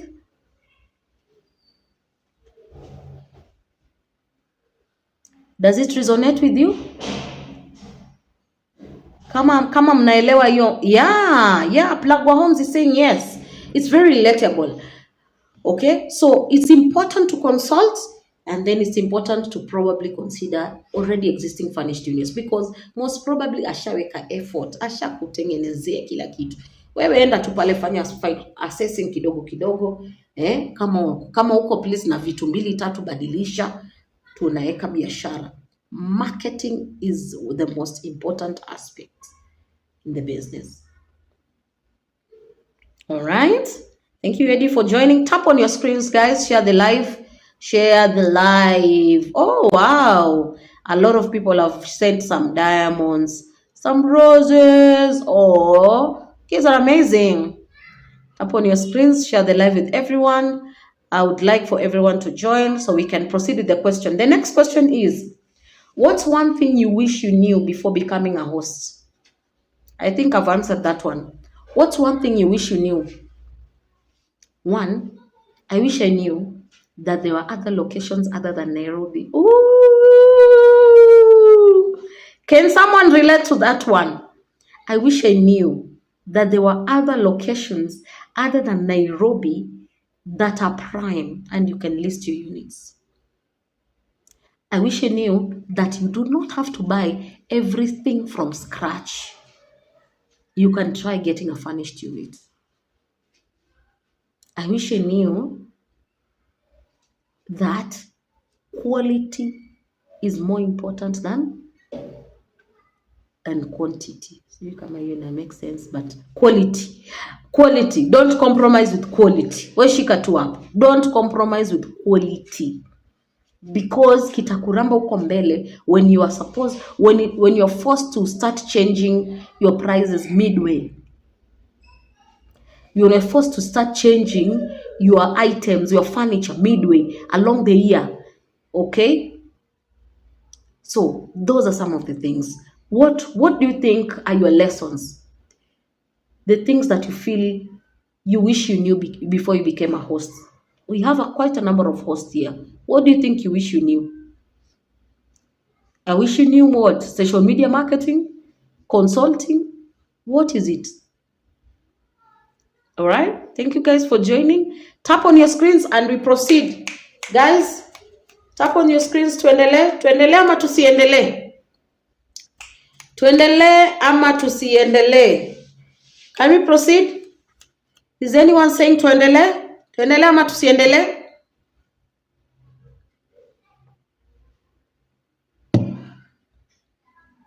All right. The next question is, how long did it take before your Airbnb started making profits? Someone is saying yes. Tunaendelea tu. How long did it take before your Airbnb started making profits? Guys, how long did it take before your Airbnb started making profits? Can I be honest with you? A lot of Airbnbs make profits immediately, the first month. A lot of BNBs make profit immediately the first month. However, you can always give yourself grace into the second month. Remember, every single month, the business has to give you profits. Every single month, the business has to give you profits. Whether it is a small marginal profit or it is a huge margin, it is still profit. Whether the business is in its lowest or highest, it is still profit. When it comes to getting into your pockets to pay rent, then look at it as you going in a wrong direction, or look at it as something that needs a redirection. Every single month, you should be able to make profit. It's a business at the end of the day. Okay? Kama rent yako ni 30k, na hiyo mwezi imekuwa ngumu, imekutengenezea 40k, ni sawa. Based on 30k plus other expenses, you've made a profit of 5k plus. That is still your profit. Sawa. Another month, it should probably make you 15,000, 30,000, 60,000, based on where you are placing your margins. Every single month, guys, biashara lazima ikutengenezee profit every single month. So the question is, how long did it take before your Airbnb started making profit? Mine is immediately. Profits were immediately. The first month. Okay, and my rent was 22,000. Okay, my rent was 22,000. I got my bookings.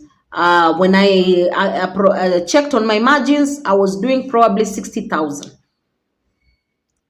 60,000. 22,000 utoe ya rent, utoe expense mbili tatu hapo za kujiadjust, you got your clean money. About 30,000 profit. Okay, and that was a 1-bedroom unit in Langata. Cleaning fee, how much is cleaning fee? Someone is asking, Honeybee. Thank you for asking. Cleaning fee depends on what you'll agree with your cleaners. Cleaning fee ranges from 300 per day, 400 per day, all the way to monthly payment of 6,000, 7,000, 10,000, depending on where and depending on how many units this cleaner is handling for you. Sawa, depending on where and depending on how many units this cleaner is handling for you. Depending on the method, it could be daily or it could be monthly. Kuna mtu amestick na daily because anataka akipata guest ndio atakulipa. Isikuwa anakulipa mwisho wa mwezi na hajapata guest. Sawa? Na kuna mwenye ako guaranteed atapata bookings. So ako afadhali akikulipa monthly, manake labda umeshikilia nyumba zake 2 ama 3. Okay? So for me, I have a unit that I pay daily, and I have a unit, some units in Langata that I pay monthly. Does that make sense? Does that make sense, Honeybee? Kilimani, not Langata. Did I say Langata? Kilimani. Yeah. So Honeybee is saying yes. Yeah. So basically, how much you pay the cleaner varies. So again, what you can do, because we do consultation, we have one-on-one sessions. You don't have to respond everything or ask everything from here if you're not comfortable, but we can personalize it.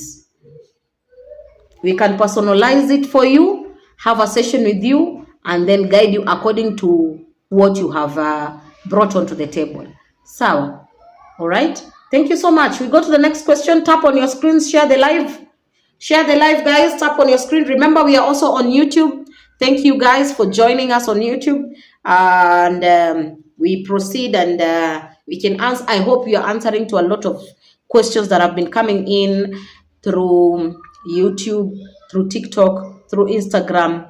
And we are on YouTube as Mwema, guys. Follow us on YouTube as Mwema, not Homes by Mwema, Mwema. Enda pale, click, read, listen to everything we've discussed in on YouTube, and then we'll be having some special guests coming in through YouTube, and that is why we're driving traction to that direction, because we are looking forward to having very healthy conversations around real estate and around. Now let me tell you guys, by the way, imenishika tu saizi, if you want to grow yourself either as a woman or as a man into the field of investment, into a field of real-time investments, then probably real estate is a place for you. If you've already started with a studio or a 1-bedroom or are thinking about it, you see those ideas that keep coming to your mind all the time, and you're thinking, Jamani, when will I, ama nieke to Airbnb? That is someone, our spirit talking to you, you know, depending on what you believe in. I believe those are normally pushes that help you. There's a call coming in, so I'm just going to silence sister. Guys, where? Sorry, there was a call coming in. There was a call coming in. Am I back? Okay, so I just wanted to say that follow that calling if you want to do it. And then when you do follow that calling, do it to your level best. If you want to get into the business of real estate, if you want to invest, a lot of people right now are looking at how they can invest their money. And while you can do bonds, money market, and all these things, which are still financial aspects, think about investing in something else also. Okay, grow into it. If you have a studio, get a 1-bedroom, get a 2-bedroom. Next one, get a 3, get a 4, get a 5, get a whole building. I mean, grow into the business, all right? This is something that I want to encourage you every single day, because it's something that I have seen working, and it's making a lot of sense. How much is a 1-bedroom in Kilimani per day? Talaha, 1-bedroom in Kilimani ranges from 4,000 per night to 6,000 per night. You can reach out to us if you're looking for a 1-bedroom unit, and we can help you get one. So we have 1 bedrooms. Are you looking at renting, or you're looking at per night? I think you're looking at per night. 5,000 to 4,000 to 6,000. Tuko sawa, Tala? Have I answered your question? Are we there? Thank you guys for joining. Tap on your screens, share the live with your friends and family, and we can proceed from there. Can we go to the next question? Haya. The next question is what is the best budget friendly upgrade for boosting bookings? Hey, that's a good one, eh? Per night, Tala, per night. Have I answered your question? 4K to 6K per night. Depending on the house, it's 4K to 6K per night. Good. I've answered your question. Sawa.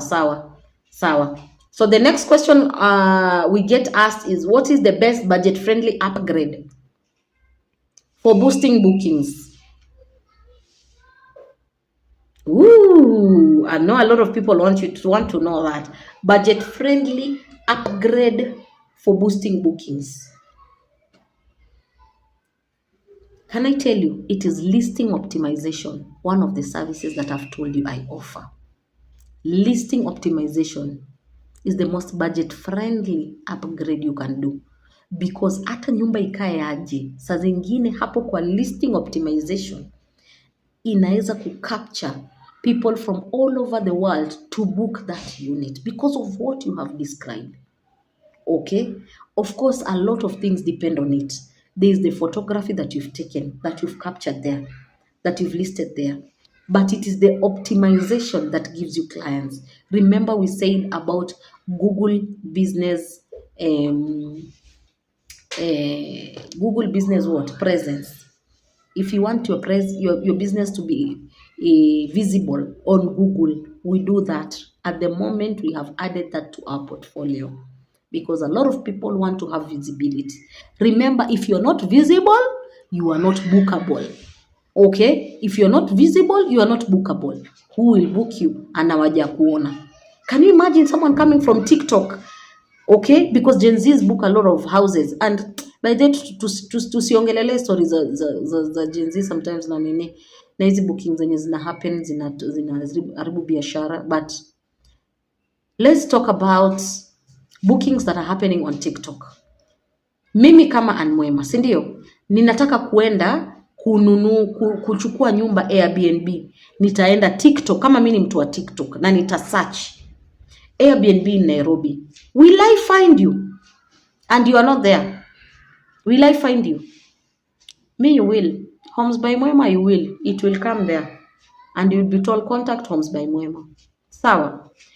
If I am in UK, guys, position yourselves internationally.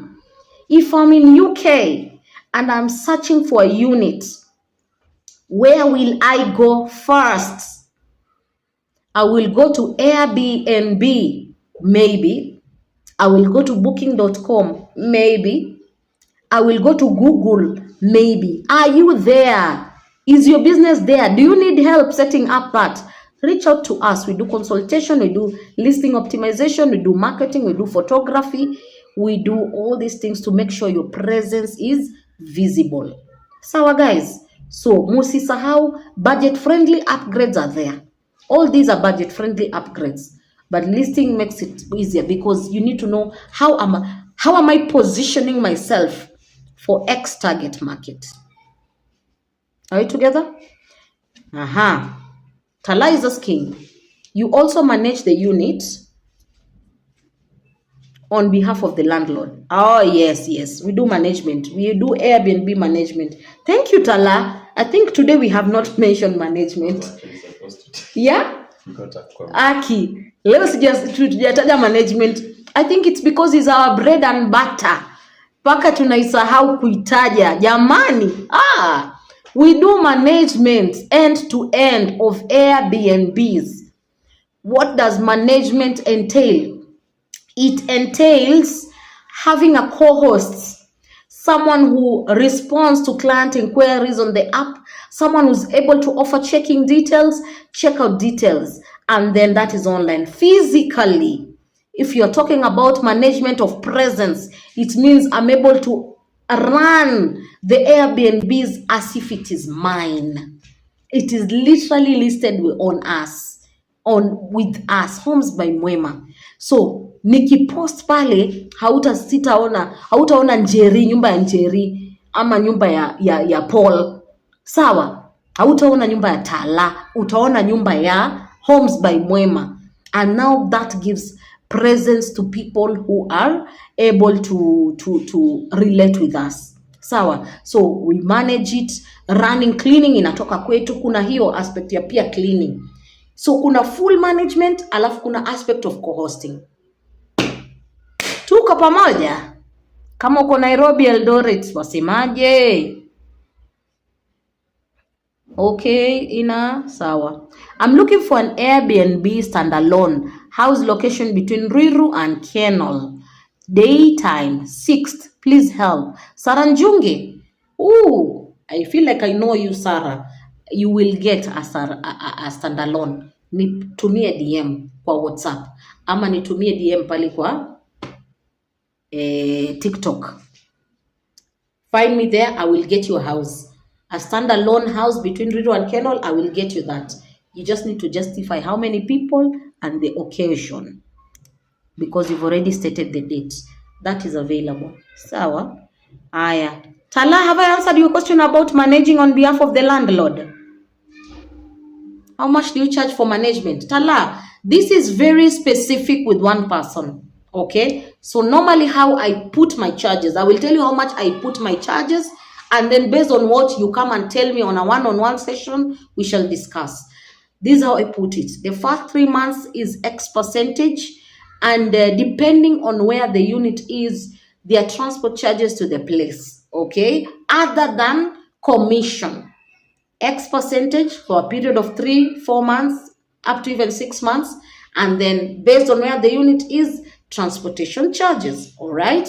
Then there's the aspect of co-hosting which comes after that, which is now based on percentage. After listing optimization. After listing optimization, kunakuwa na co-hosting pale. Alafu hiyo tunaifanya kwa app. It means X number of clients come in, there's X commission and all those things. I hope I'm very clear on that one. Tala, tuko sawa? Iko sawa? Umenielewa Tala?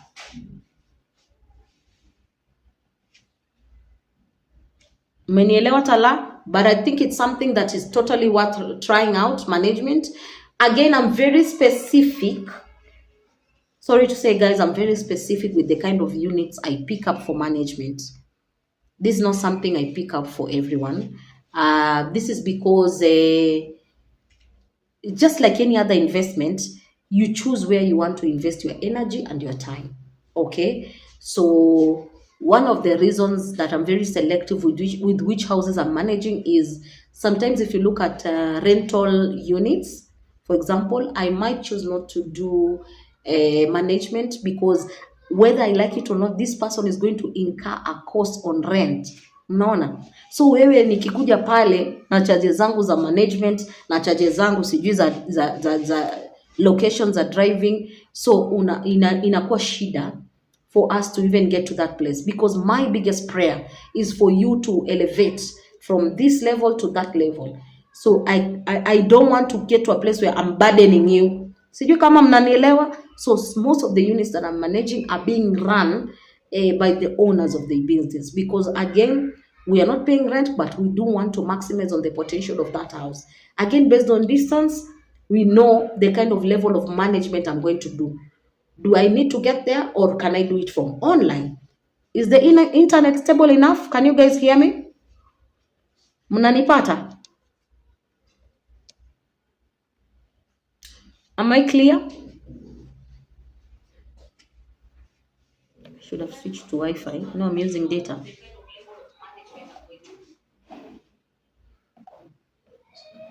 So we are tuko sawa? Thumb. Good. I think this is what you mean, Winslet. Iko sawa. We'll come physically. Thank you, Tala. I'm looking forward to having that appointment with you. I'm sure we'll come to an agreement. We'll discuss the details of the house, the location of the house. And normally, I start all my management with conversations. Lazima to have your consultation because it gives me a time to even come and see the unit, visualize what I want to see in terms of changes of that house. Before niseme I'm managing it, maybe I feel like, can we change the color combo, color coordination, guys? You know, can we add some new throw pillows? Can you understand what I'm talking about? So that kind of touch is what I give when I come to consultation. Sawa. Kuna mtu anasema anataka kunitumia lion iniue, so sijui kama am I safe? Are we safe? Are we safe? Nani anataka kutumia lion ituue? All right, guys. So I think we can go to the next question. Thank you, Tala. All right. So the question is the hardest part about managing an Airbnb. I think that one we've mentioned. It's just the hardest part is when you get clients that lie to you or conmen. I think that for me is just the hardest part. I don't think there's anything hard about running an Airbnb.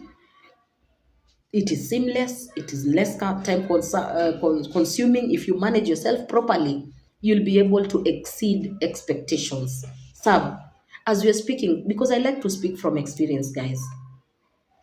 And like I told you, I've grown to a place where I have learned to be vulnerable. That was not an easy spot for me.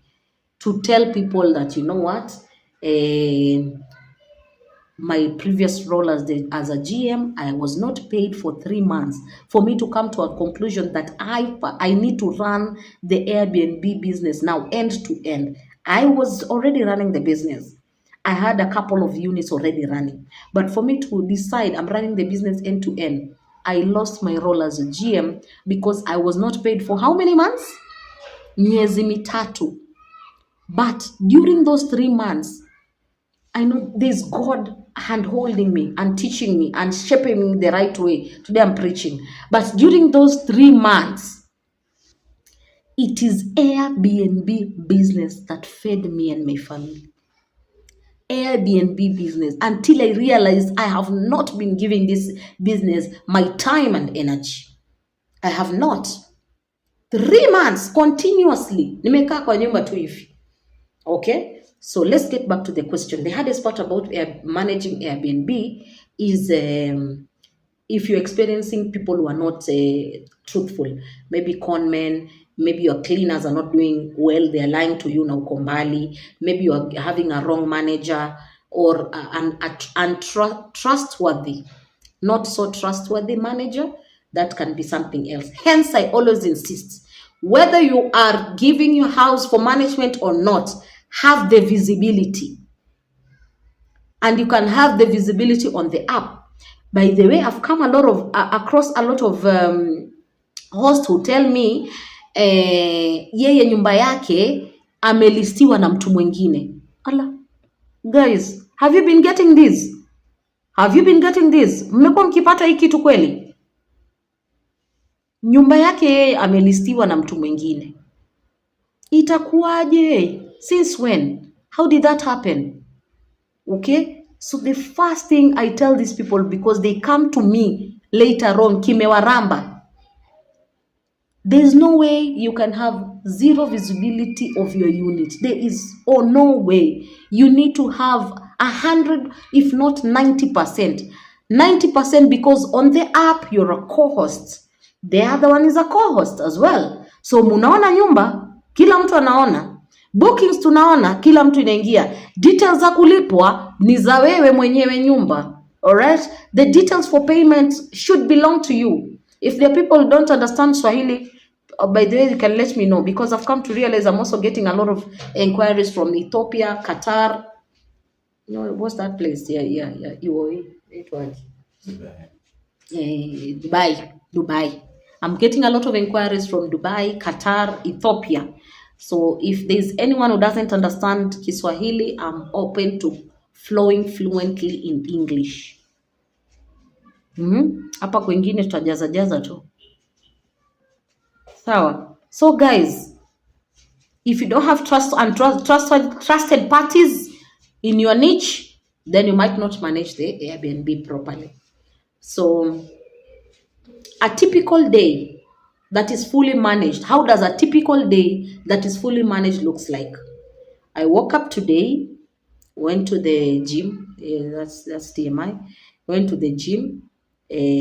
After the gym, I came back home, prepared, had breakfast with my family, and meanwhile, in between these, I called the cleaner for my unit in Syokimau and ensured they know that they're supposed to do the cleaning and that I will pass by, whether I pass by or not. I called the cleaner that is supposed to be doing cleaning in Kilimani and ensured she's there. I called the client that was in that unit in Kilimani, ensured they have checked out peacefully, ensured they know that they're supposed to give me a 5-star review, okay? Ensured that I moved them to another house because they decided to extend after we had already received another booking. So I gave them another unit, okay? Ensured they had smoothly moved into that other unit safely with check-in details, all right? And then the same thing, ensure the client in Syokimau was peacefully checking out and that they are willing to give us a 5-star review, all right? And then I called the lady that is managing Langata and I told her I will be coming to shoot my live in Langata. Is the house clean? Are the keys where they're supposed to be? All right, sawa. I will be coming there, and before that, the digital manager will be there and ensure that is also there, correct, the keys are there. Other than that, I am also multitasking in between to find, to respond to client inquiries. I need a unit in Syokimau, I need a unit to Kilimani, all these things. So all these things sums up to management of Airbnb or running of a smooth accommodation experience. Are we together? Does that make sense, guys? Am I making sense with what I'm saying? If I'm making sense, please say yes. Caroline, thank you for joining. If I'm making sense today, say yes. I would like to hear if I'm making sense, guys. I would like to hear if I'm making sense. Winnie Njoki saying yes. I'm only making sense to Winnie Njoki. Hey. I would like to know if I'm making sense. Emiliana Studio Haven is saying I'm making sense. Does it make sense what I'm trying to say? There is a pattern that you will need to adopt when it comes to management. Okay? So Enoch is asking about visa. Visa ni how much? Sijui unasemaje Enoch Mudi. Maybe refresh the question. Sijui visa ni nini? Visa ya wapi Enoch? Visa unataka kwenda wapi? Na sisi tuko huku. So visa ya wapi Enoch? Maybe clarify on that. Okay. So that is what we are looking at. Can we go to the next question? The next one is, how do you maintain a 5-star cleanliness consistently? Oh, by the way, John, ulisema tunaweza kushare screen ukiwa kwa live mama itakuwa ngumu. Okay. Because I would have shown you my screen and then just to make sure that and maybe that is the advantage of consultation. The advantage of booking with us consultation, guys. Book with us a consultation because mimi kama Mwema nakuja na kuonesha si stories za jaba, nakuja na kuonesha Airbnb ndio hii application, hivi ndio niko, hivi ndio utaweka app listing yako, hivi ndio utafanya nini, ndio utaset 5-star ratings, hivi ndio utarespondia customers. Sawa? Kwa booking ni hivi, kwa Virbo ni hivi, kwa home exchange unataka, do you know guys, you can travel from one country to another using your points as a host. Did you know that? You can travel from one country to another or one house to another for free using your points as a host. With another platform, reach out to me. We shall discover it together. Sawa, guys? Sawa. I think I'm making sense. So tuendele. So the question is, how do you maintain a 5-star cleanliness consistently? 5-star cleanliness consistently. Hiyo haina shortcut, guys. You have to supervise your houses. And before you start supervising your houses, you ensure you go there and give them the criteria, the standard that you want your houses. And by the way, we do training. We forgot to mention that. We do training of cleaners. We do training of cleaners to ensure they are up to your standard or perfect standard for Airbnb. We do training of cleaners. We also do training for managers. I hope you're getting me. Let me explain. Kuna mtu atakuja atasema, I want to sit with you for consultation, but mainly I also want to sit down for a training. But this training is not being done on me. It is being done on my nephew or niece or auntie or uncle, because I'm mostly in Sudan, Qatar, Ethiopia, whatever place, okay? Na sikuwangi available. So badili ya wewe kunimanejia, huyu bradhangu unaweza mfunza. Tuko pamoja? Kama tuko pamoja sema yes. By the way, kama tuko pamoja sema yes. This brother of mine, are you able to train them on doing management of these units to the best of their ability? What criteria should they use to check on whether the house is okay? Emilia is saying yes. Sawa. So we go back to Nini before we answer this question of highly favored one is asking, do you manage? I do management, highly favored one. Thank you so much. That is a beautiful question. And you send us those diamonds. I can see you have a lot of diamonds in your name. Highly favored one. You're already highly favored. Give us the favor. Send us diamonds, send us hearts, send us those roses. You guys have been amazing, by the way. Let me tell you, TikTok, I did not know TikTok would get me to this level. I think for me as a millennial, I've been focused on Instagram, Facebook, probably we get clients from there. But TikTok was a game changer. TikTok was a game changer. So while that is something that I'm happy for, I give back to TikTok. I give back to the community by helping those people that are following us on our lives with all these services and doing the hand holding for them. Okay, so that is why I do these lives. I know a lot of people charge for these sessions, for the live sessions and all that, but this is more personal for me.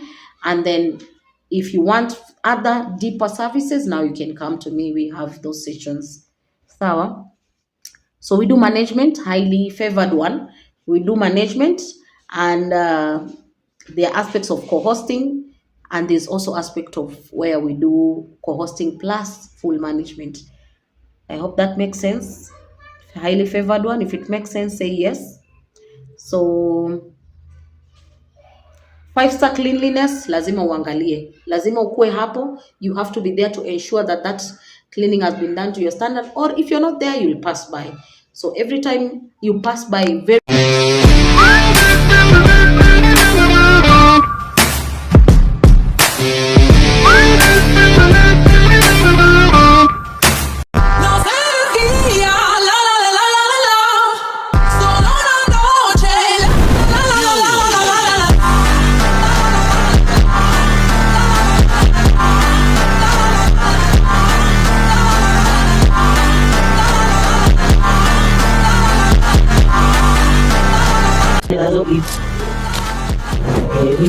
so